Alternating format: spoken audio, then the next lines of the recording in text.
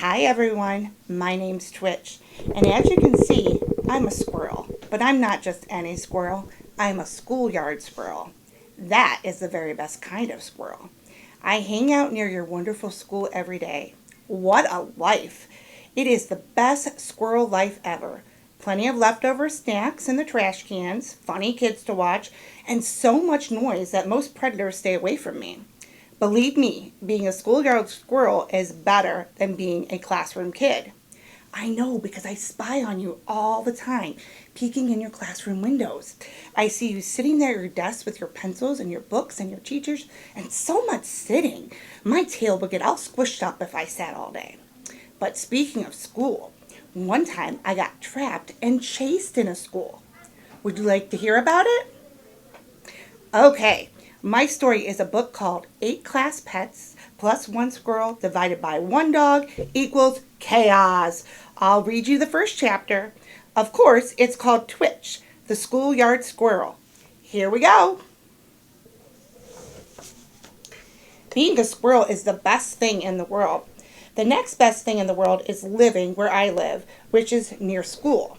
School is where humans send their young kids to learn. I don't know why. Squirrel mothers teach their own young.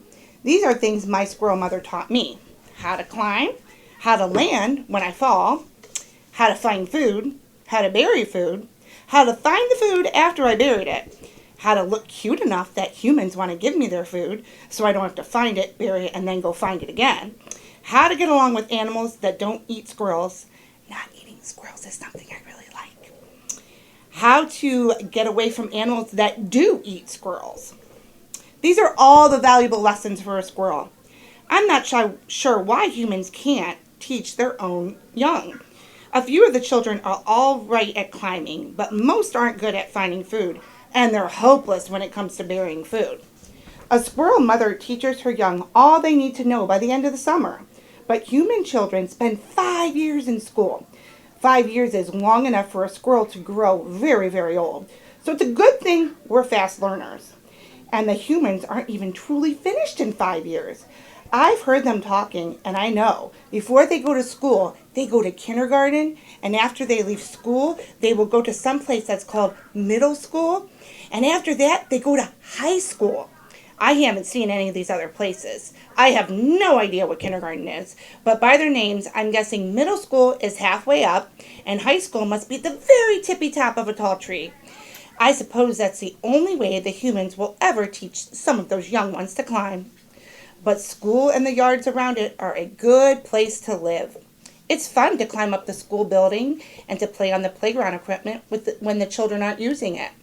There are also trees for climbing, and some of them are nut trees and some of them are fruit trees.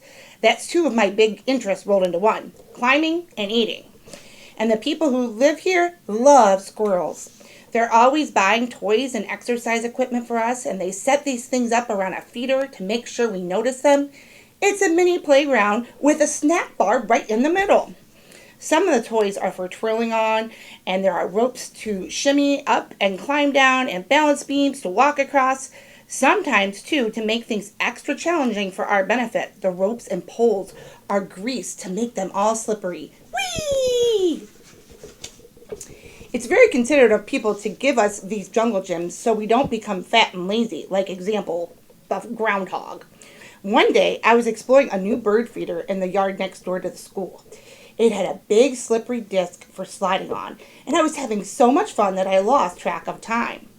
Then I realized that the air had turned cool and shadows were growing long. Evening is a dangerous time of day because certain creatures who are not squirrels and who are not fat and lazy groundhogs start thinking about dinner or breakfast. Some of them start thinking of a meal that involves a squirrel.